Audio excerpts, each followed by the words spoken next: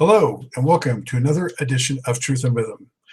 This is the show that gets deep in the pocket with contemporary music's foremost masters of the groove. I am Scott Dr. Goldfine, musicologist and author of Everything is on the One, the First Guide to Funk. If you don't have your copy, get on over to Amazon and pick one up. You'll be glad you did. Whether you're watching this video version or listening to the audio podcast version on iTunes and other leading providers, I thank you very much as always for your continued interest and support. Speaking of which, subscribe. If you haven't already done so, be sure to subscribe to the Funk and Stuff channel on YouTube. That's where Truth and Rhythm resides. Tell friends, tell family, we need that support. Thank you. This episode features a leading contributor to the sound of Philadelphia, who lent his considerable keyboard, composing, producing, and arranging skills to dozens of top recording artists, as well as released several albums of his own. I'm speaking of none other than Dexter Wansel. He got into showbiz at an early age, for several years working backstage as an errand boy at Philadelphia's Uptown Theater, where stars from James Brown to the Isley Brothers to comedians like Flip Wilson would do their thing. As a teen, he and his best friend Stanley Clarke formed their first bands together. Wenzel's early professional work included working with Bunny Sigler in Instant Funk before he went on to join Philadelphia International Records, where he worked with a slew of artists and hit records. They included Phyllis Hyman, MFSB, Teddy Pendergrass, the Jacksons, Patti LaBelle, the Jones Girls, Evelyn Champagne King, Lou Rawls, Grover Washington Jr., the Stylistics, the OJs, Billy Paul, Jerry Butler, Pieces of a Dream, and many more. Wenzel wrote the Jones Girls' 1981 #1 R&B hit, Nights Over Egypt, and Patti LaBelle's 1983 chart topper, If Only You Knew. Among the hits he oversaw while serving as A&R Director for Philadelphia International Records from 1978 to 1980 was McFadden Whitehead's Ain't No Stoppin Us Now. Meanwhile, Wenzel put out 4 albums of his own in the 1970s. They were Life on Mars, What the World is Coming to, Voyager, and Time is Slipping Away. These eclectic but captivating records thematically reflected Wenzel's fascination with the cosmos and were full of compelling R&B, jazz, and funk, sometimes in the same track. Aside from some of the title tracks, other songs and performances on those LPs included You Can't Be What You Want to Be, Disco Lights, First Light of the Morning, All Night Long, Time is the Teacher, Funk Attack, One for the Road, It's Been Cool, and the Quiet Storm classic, Sweet as Pain. While he only released 2 more albums in the 1980s, Wenzel continued to contribute to others' recordings. Embraced by the hip-hop community, his records would go on to be sampled more than 1,000 times. In more recent times, Wenzel and his wife Judith created the show Sounds of Philadelphia that includes stories and live performances. In this in-depth interview, Wenzel reminisces about working around the black music and comedic stars of the late 1950s and early 1960s, forging his musical skills as a cellist, and in middle school, being in bands with Stanley Clarke, becoming a Philly music studio fixture for many of the finest recording artists of the 1970s, recording his own ambitious albums, his affinity for space and the universe, indelible memories from the studio and stage, and full circle to where he finds himself today. Let's check in with Philly's spaceman, an undeniable talent whose star should twinkle as brightly as any amid the galaxy of super talent with which he was associated. Enjoy. Hey, I'm delighted to welcome to the Truth and Rhythm Mothership a key figure in shaping R&B sound of Philadelphia with Philadelphia International Records, as well as an important recording artist in his own right, who also contributed keyboards, production, arranging, composing, and more to an overwhelming list of leading acts. Mr. Dexter Wansel, how are you? Hi, Scott. How are you? I'm very well, thank you. Thank you so much for coming on and spending time with Truth and Rhythm. Thank you for having me on Truth and Rhythm. Now, where are you coming to us from today? I'm coming to you from my home in Elverson, Pennsylvania. How far is that, closer to Philly or Pittsburgh? Yeah, it's closer to Philly. It's about 60 miles from Philadelphia. All right. Is the winter being kind to you? Oh, well, we have our ups and downs, up here. I'm in the hills, so there's often a lot of wetness and snow. Yeah, yeah. Well, as I was telling you before we came on air, I'm a big fan going back to the '70s heyday, and all those great Philadelphia records, and also your solo records. So it's a delight and thrill to have you on the program. Thank you again. I'm glad to be here. Excellent. Ready to get rolling? Sure. All right. Well, I usually kick this off asking, where you're from originally and how did you first get into music, Dexter? Well, I grew up between Philadelphia and Lewis, Delaware. And how I got into music initially was at the age of 8 years old. Um, my stepfather, Clinton Woods, who was the brother of Georgie Woods, took me to the Uptown Theater in Philadelphia, where within a week or two, I became one of their little backstage gophers, errand boys. And so I got to work for all the artists that came through the Uptown um, as their gopher, going for coffee and sandwiches and getting their clothes out to cleaners. I did that from 1958, into 58, going into 59 to 1963, 64.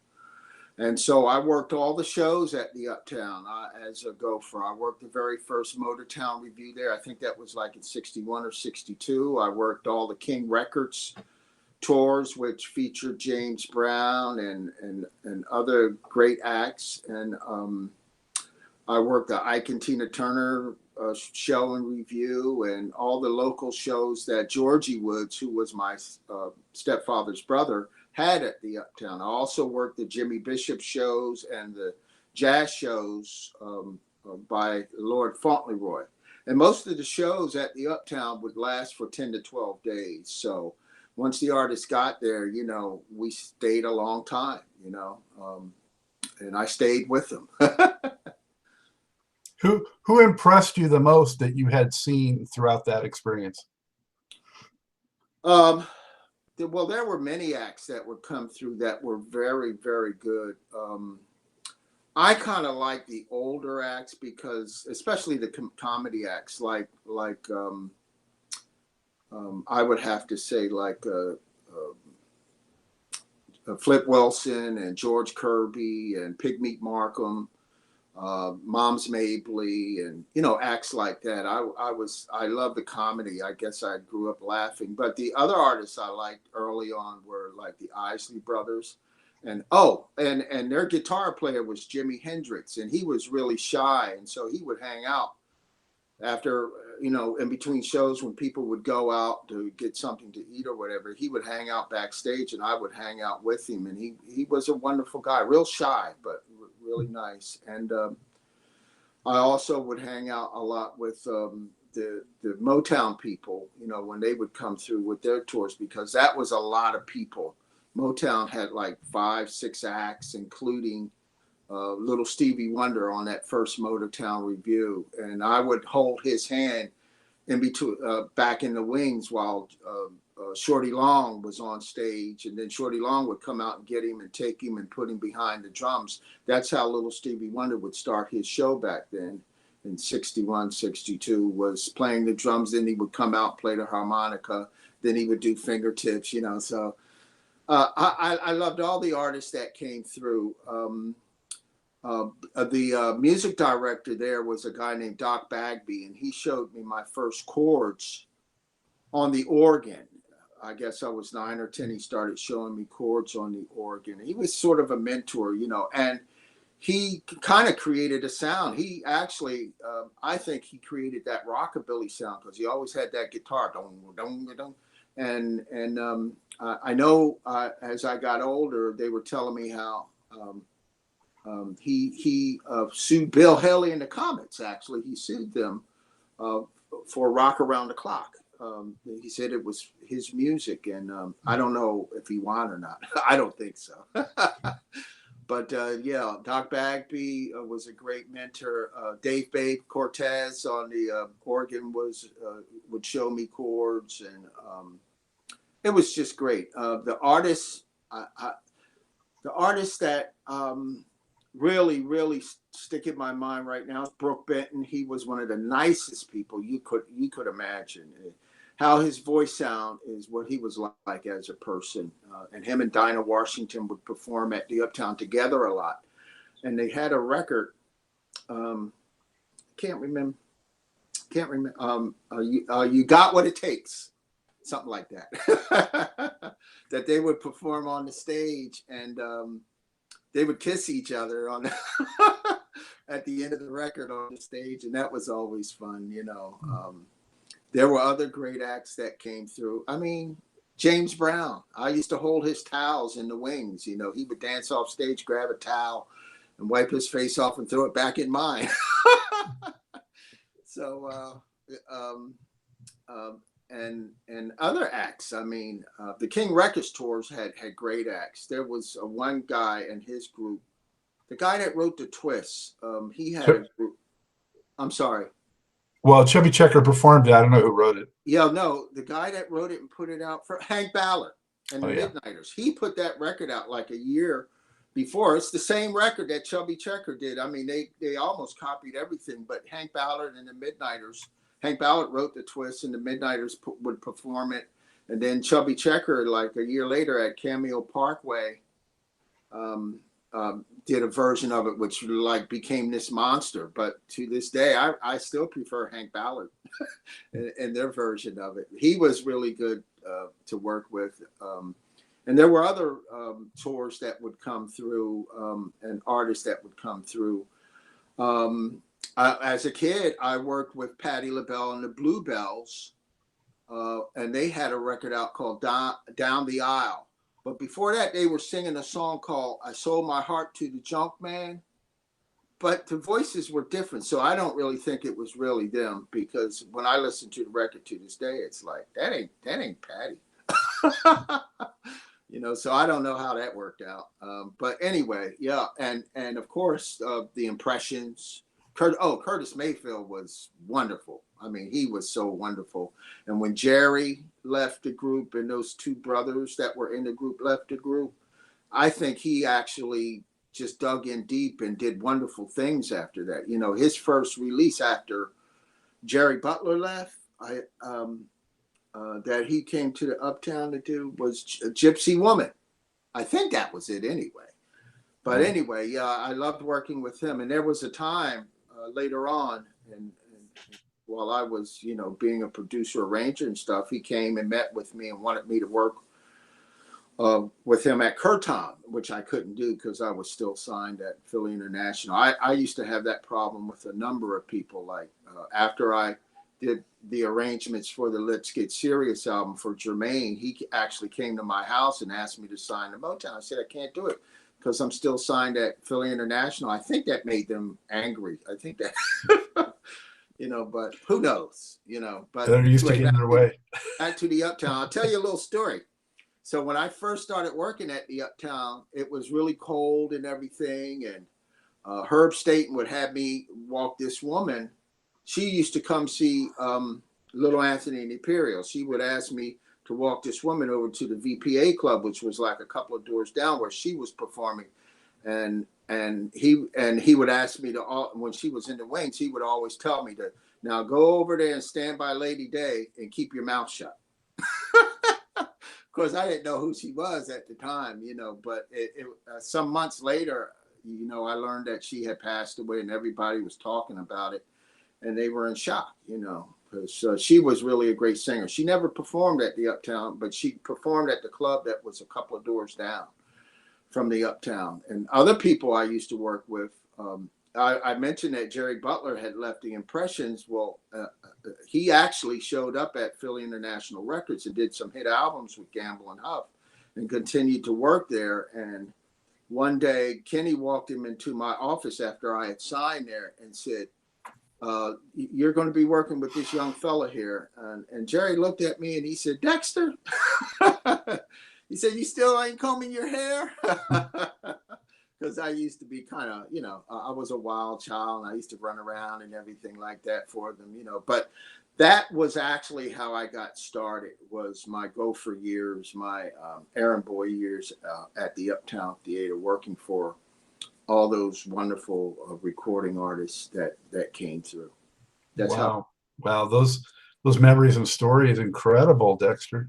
Well, it's part of who I am. And Georgie Woods was one of the really good DJs in Philly. You know, he had a show at WDAS and he had a show at WHAT at one point in Philadelphia. And if he played your record, it was a hit. You know, and a lot of people wanted him to play their records, so they would come to Philly and they would get on that stage at the Uptowns and hang out for almost 2 weeks and get their records played too. You know, so the Uptown was great. The Uptown was, you know, like a tow bar theater. They used to call them Chitlin Circuit theaters, like the Regal in Chicago, the Apollo in New York, the Howard and DC, and so on and so forth, you know. So it was good, and it was a great place for many Black artists to perform, because back in the late 50s and the early 60s, of course, segregation still ran rampant, and there were plenty of places that they couldn't play, you know. So having theaters that opened up like that was a wonderful thing, even to this day, you know. People still, not at the Uptown, but people still perform at the Apollo in New York, and they just revamped the Howard in Washington, D.C. So you mentioned about being shown a few chords and stuff. How did you progress musically from that? Did you have any training, or you got more mentorship, or what happened? Well, I once I got into junior high school, I took up the flute and the cello. Because the music was offered at Gillespie Junior High in Philadelphia. And once I started playing the cello, I kind of got good at it. And I started taking classes at other places too. My teacher, Mary Colbert at Gillespie, was a very good teacher. And she would, once I started to learn how to read for the cello, she would teach me how to write notes, in other words, composition, you know. And then she sent me to Settlement Music School in junior high school, where I started learning theory, harmony, and composition. And that carried me through into high school. When I was in high school, I was in the orchestra, you know, playing cello in high school. And I also was playing cello, backseat cello at places like the Cherry Hill Symphony, you know. I was in the all-city junior and senior orchestra in Philadelphia as a cellist.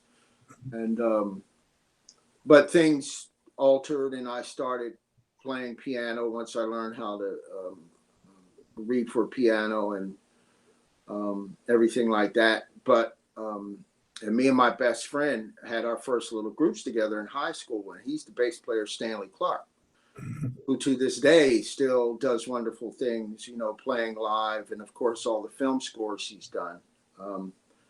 And actually, we just went to our high school reunion together a few months ago. Wow, he's one of my all-time favorite bass players. Oh yeah, Stanley's great. I actually took him to New York after I got out the Army. I took him to his audition in New York with Joe Henderson. That was his first jazz audition, and the drummer happened to be Lenny White, and they hooked up at that point. This was in 1971, and they hooked up at that point, and he introduced Stanley to Chick Corea, and Stanley became a member of their group. Return to Forever. Yeah, Return to Forever. Yeah, yeah. That now that's a group for you. Yeah, not bad. So, when did the moment come that you were like, music is what I want to pursue for my life? After I got out the Army. I had some trouble in high school, and it was, let me put it this way, it was either wind up in juvie or join the Army. So the day I turned 17, I was on my way to Fort Bragg, North Carolina for basic training. And what I did in the Army, let me put it to you this way. You'd have to have crypto access. And so when I got out the Army, all I wanted to do was music. That's all I wanted to do. So because all that theory, harmony, and composition that I had learned at Settlement, and I had started taking master classes at Curtis the month before I got in trouble. I was after I got out of high school, I was supposed to go to Curtis, and that didn't work out. So I wanted to do music, and I wanted to write, and so I started working with little bands out there like Instant Funk and the two brothers, Roland and Carl Chambers, would see me. I would go to Sigma, and by 72, I was sitting in Sigma trying to audition as a piano player for sessions, which I did on occasions, credited and uncredited. But one day in Sigma, they said to me, "Do you know anything about the Putney synthesizer?" And I said, "Sure," but of course I didn't, But I went up and I got a sound out of it. It was a peg synthesizer where you move the pegs around, put in different holes to change the sine waves to the oscillators and ADSRs and all that stuff, So I was doing that and getting $50 a session, which was pretty good for me,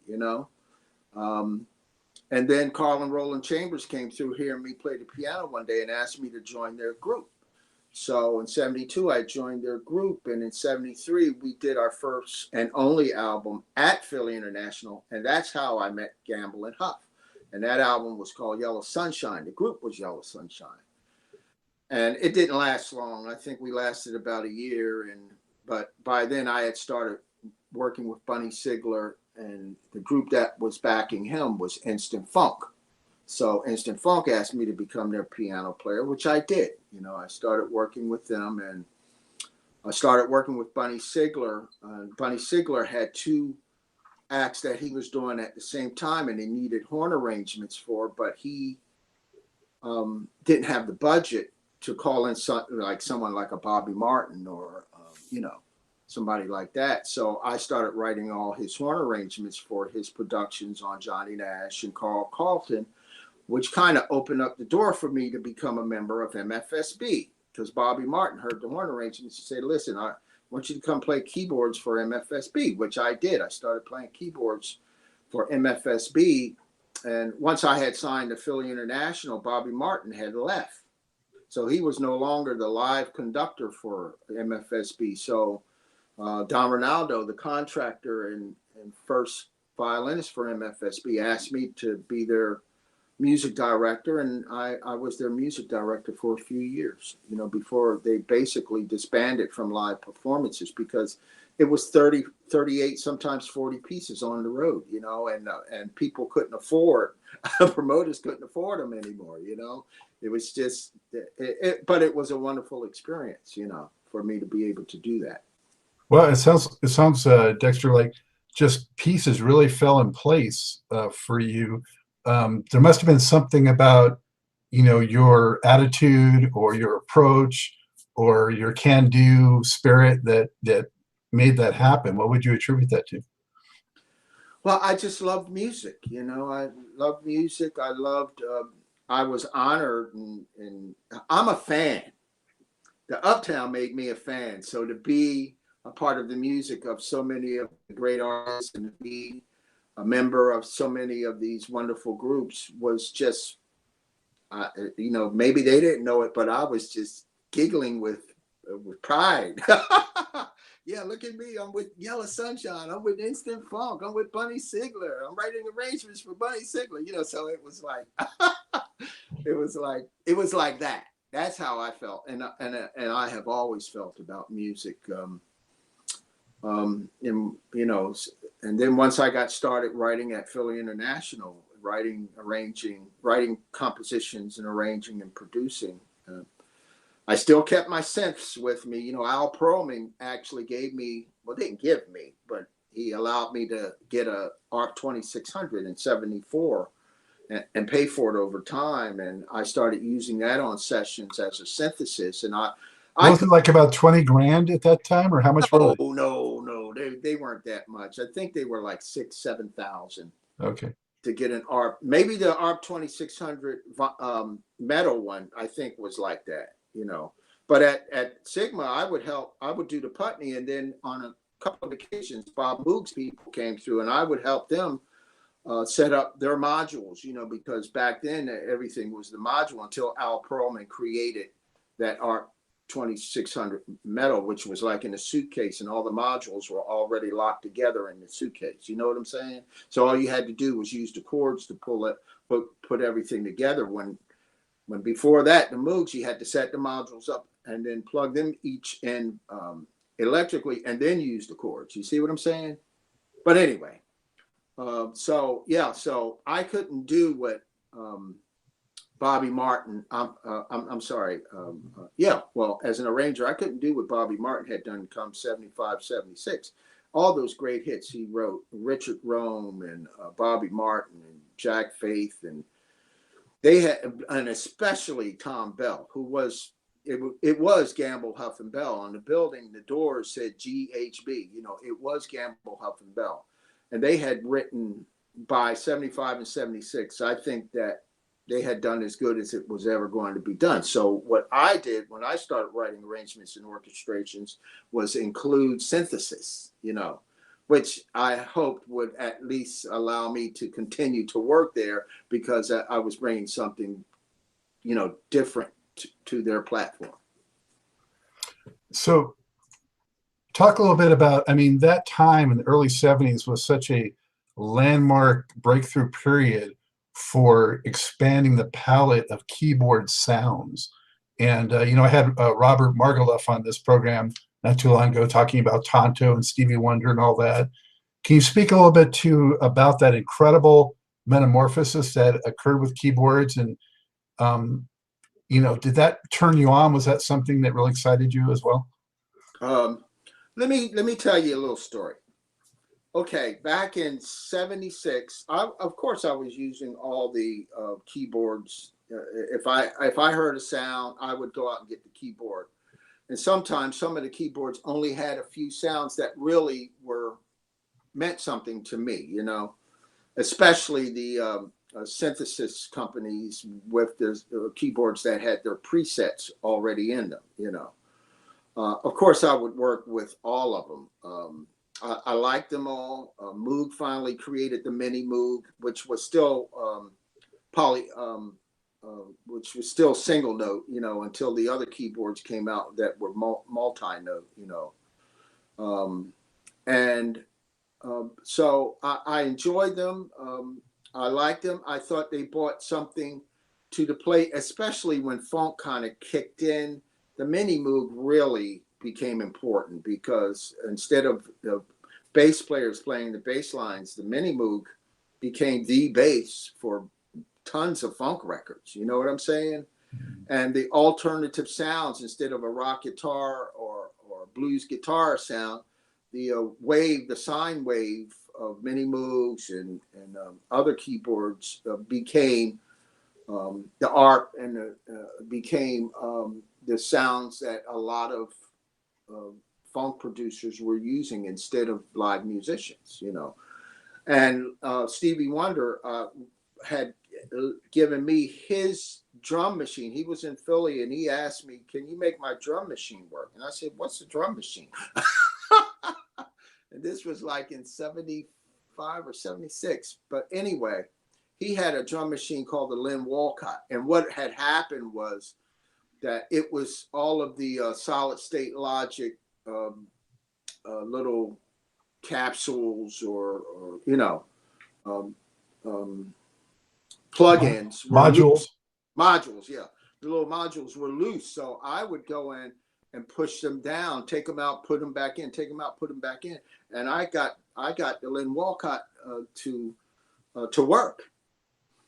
But and then all of a sudden, Lynn Walcott went out of business, and I asked Stevie what was going on. He said, "Well, Lynn's partner don't want to be a part of it." And then, like a year later, Lynn put out a new drum machine that became very popular. in music all around, from pop music to R&B to funk to soul. That Lynn drum machine became really important, you know. So yeah, I could see what was the synth keyboards were doing. They were bringing different sounds, fresh sounds. Don't forget, there was only grand and organ for over 100 years that were being used on records, you know, as far as keyboards. So with the new synthesis, all the Oberheims and the Moogs and the Arps and the Fairlights and the Yamahas, and they all became very important, you know, to bringing fresh and new music sounds. And that's kind of how I view it. Yeah. Dexter, talk to me about the sound of Philadelphia. You know, what were the qualities that made it distinctive and unique? And what was that just scene like during that era? Well, I think the sound of Philadelphia goes back a long ways. I think that it is rooted in a lot of different things. You know, of course, gospel music that expanded. When I worked at the Uptown, there was a gospel group called the Clark Sisters, and you heard them sing, you heard R&B.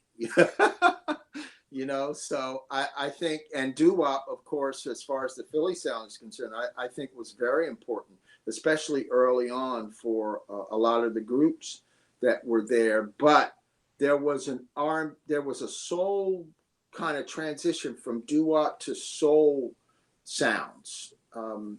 In Philadelphia, I think that first probably happened with Tommy and the group he worked with, the Delphonics.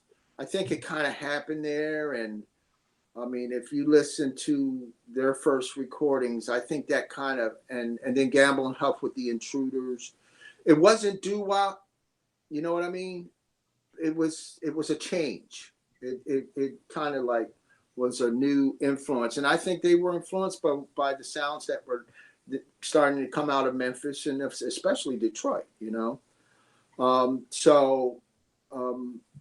I think that doo-wop had seen its heyday, and the transition happened into soul groups that became very important because they were taking the harmonic structures into a different, along a different path into a different era, you know?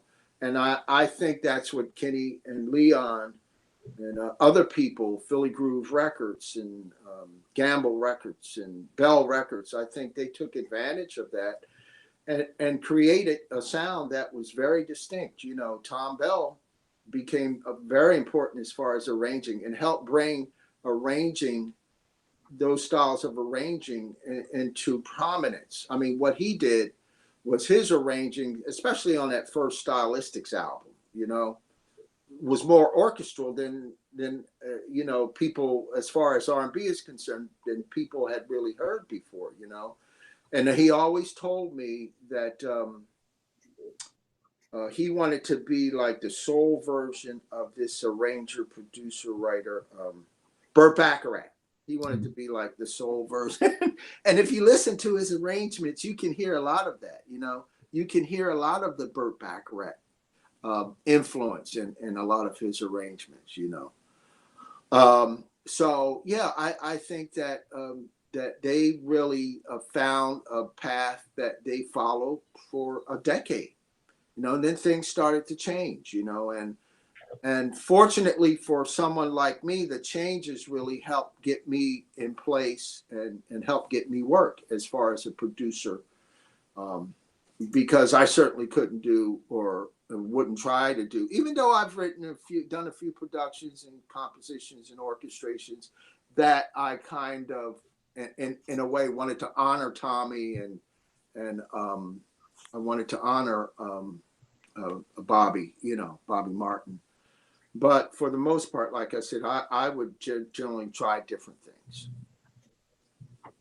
I think that's a great description of Burt Bacharach kind of meets Motown, you know, for that sound. And then disco came in too and certainly affected it as well. Yeah, well, that first, I think the first disco record of great merit and influence is TSOP. The Gamble and Huff had written that for Don Cornelius's Soul Train show, but he didn't want it called the Soul Train, so they called it The Sound of Philadelphia. But the 3 Degrees were singing on it, and they sang Soul Train on the record. But that Earl Young hi-hat, I think, really shaped a lot of the disco music. Absolutely, absolutely. So, Dexter, could you step me up to your first record came out in '76? So, are you talking about a Dexter Wansel record? Yeah, your first, okay, under your name, first one came out, Life on Mars in '76. What are some notable records that you have been involved with for others before your first Dexter Wansel album? Oh, the Billy Paul Let 'Em In album. I did most of that album, and that was in '75. I did most as a producer, writer, arranger. I did most of the Let 'Em In album. I did that Philadelphia Freedom album on MFSB in '75 with Philadelphia Freedom and Morning Tears, and I did another song on there. I can't remember the name of it. When Your Love Is Gone. The Dee Dee Sharp album I worked on. Dee Dee. I actually played synthesizer for Bobby Martin, the previous, the '74 album. I worked on some of Bunny's earlier albums. I worked on a lot of the different artists, and I was writing and producing and arranging for them before Life on Mars came out. And Life on Mars sat in the can for over a year because even though I was writing and producing and stuff like that, I was doing it independently, and they wanted me to sign to the company, you know. And I was like, oh, wow, you know, so I think I'm making more money just being independent. But anyway, I finally did sign, and they put the album out. They put it out. And what inspired you to do your own thing under your own name? Was it always your intention? And how did you decide on the ingredients sonically that would represent Dexter Wansel? Well, I was always an amateur astronomer. Part of my life, I lived in Lewis, Delaware, on a farm. And the skies were wide open, the flatlands down there in Lewis, Rehoboth, Delaware. And I would go to the ocean, and sometimes we would stay out there at night. And one night as a kid, I saw a meteor shower, changed my life forever. To this day, I go out to look at the various meteor showers. Like a week and a half, 2 weeks ago, I went out to see the Geminids, and it was too cloudy. And I just I started stargazing and reading the books, and I got telescopes, and still have a telescope downstairs. And that's where my head became, because I could not realize the universe and its infinity. You know what I'm saying? It like inspires me to this day to know that there's a reality that's infinite. And I often wonder about scientists when they talk about that, you know, and they have no clue. And this I am absolutely certain of. The more pictures they take of the universe, per se, the more they learn that they have no clue. And even when they talk about dimensions, now scientists are saying there's 11 dimensions. And I'm saying that we only live in 4, you know, so that's what inspires me. And that's what, to this day, inspires me to make music, because I feel that this whole universe thing is something creative. God created this universe, and God and the universe, to me, are one. And creativity is a reflection of that. And to be a part of that is just, I don't know. I don't know how to put it into words. It's mind-blowing and overwhelming and thrilling, and those are good words. Yeah, I feel you. I'm going to talk a little bit about all of your albums, but Life on Mars, that title track was fantastic. You Can Be What You Want to Be was a great track as well. I tend to gravitate more towards the upbeat stuff. That's just me. But you had an interesting blend throughout all of your albums of R&B, jazz, funk. How did that come to be? How did all those influences crystallize for you? Well, early on, after they heard Life on Mars, they put it out, but they said, look, you should try to like stick with one thing. But I'm not that. I'm an experimenter. I experiment with sounds. Everything I've ever done is different. It's not going to sound the same. If you listen to each and every song, it's uniquely different, but that's because of me. Now, as far as what record companies look for back then in record sales, they look for a specific sound for each artist and everything. And sometimes I would walk that path with various artists, but then again, sometimes I wouldn't. Like with Lou Rawls, I would kind of walk that path, but with like the Jones Girls and myself, nah. I would try different things, Billy Paul, I even kind of tried to do Billy different, in some cases. Some ways I stuck to the basic template. Yeah, right. But no, I would experiment, and but they kept. I think to keep me producing and writing and arranging for all the other artists, I think they would say, well, let him experiment on albums that he does, Get it out of your system. Yeah. Well, it will never get out of my system. And you had the Instant Funk guys run that first record, right? Yeah, I was on as an arranger. Their first record out of Philly International was "Float Like a Butterfly," so I arranged it for them. But we kind of parted ways after they went to South Soul. I think it was that they went to. Yep. Or yeah, I think that's where they went. South Soul. Yeah, and of course they had a great big success there. But yeah, I worked with them. I loved working with all the different artists. It's an honor, not just the artists, but the musicians, the string players, the great Don Ronaldo, who was the contractor of MFSB, and all of the great keyboard players that I got to work with. I got to work with. One day I did a live session with all the original members of MFSB, which included Baker Harrison Young and Bobby Eli and TJ Tyndall and everybody.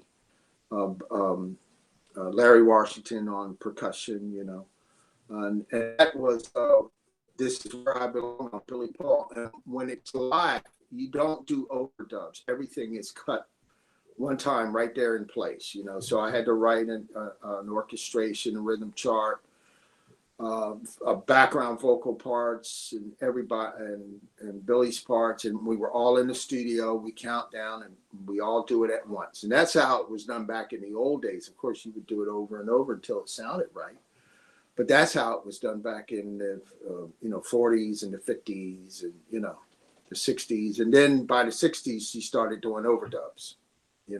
That means you went in, you cut the rhythm first, then you did the lead vocals, then you added backgrounds, then you added strings and horns, and then you mixed.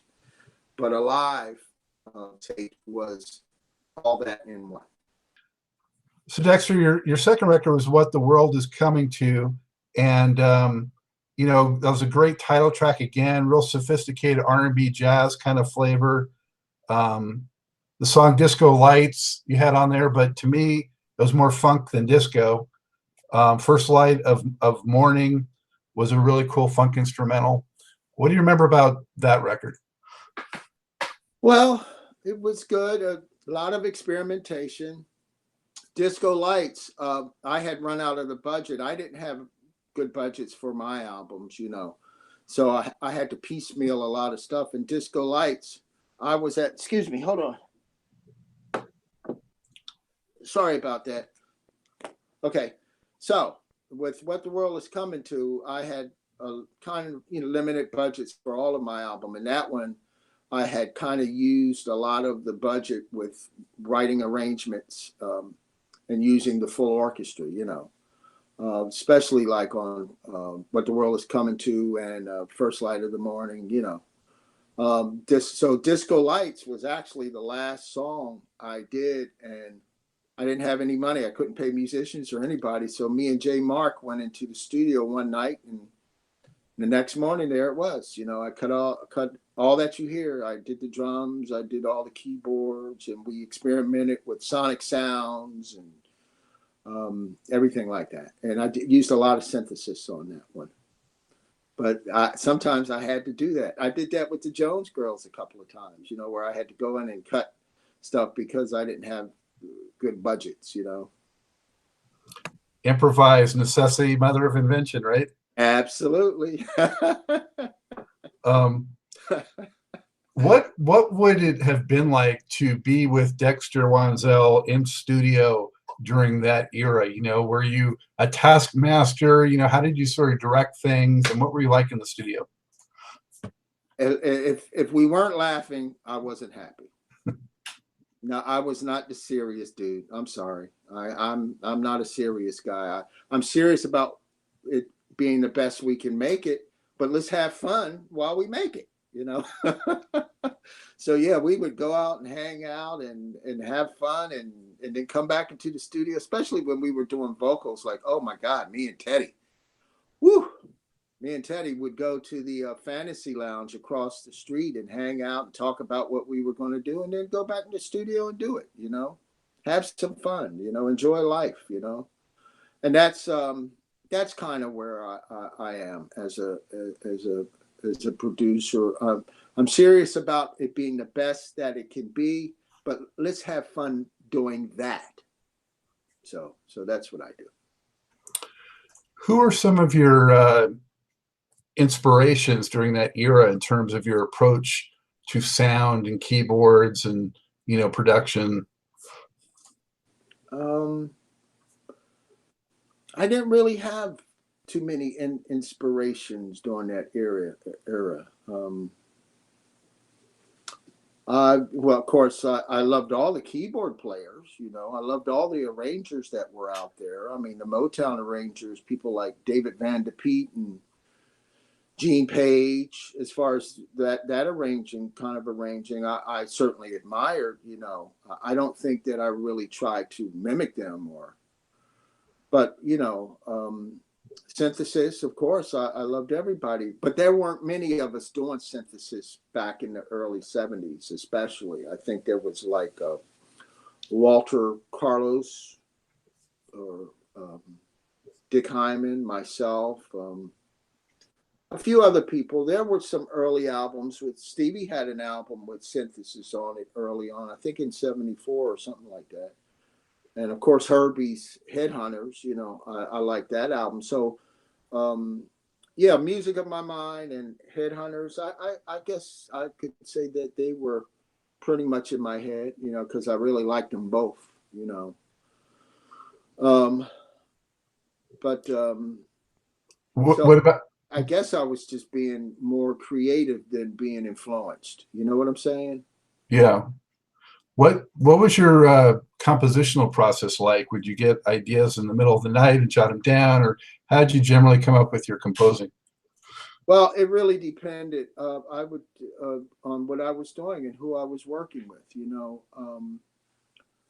I would sit at the piano to write melodies and chords for a song that I would then put lyrics to early on. But fortunately, I was able to talk a young lady named Cynthia Biggs, who was a journal student, to help me write words and take that, because I was slow writing words. I mean, I did it early on, the first couple of years, all those songs with the words I wrote, but thankfully she was able to help me with that. And we did that for years. We teamed up and wrote songs together for years after that. Yeah, I'd sit at the piano. I'd write chords and melodies, and if it came together, then I would complete the song by adding lyrics.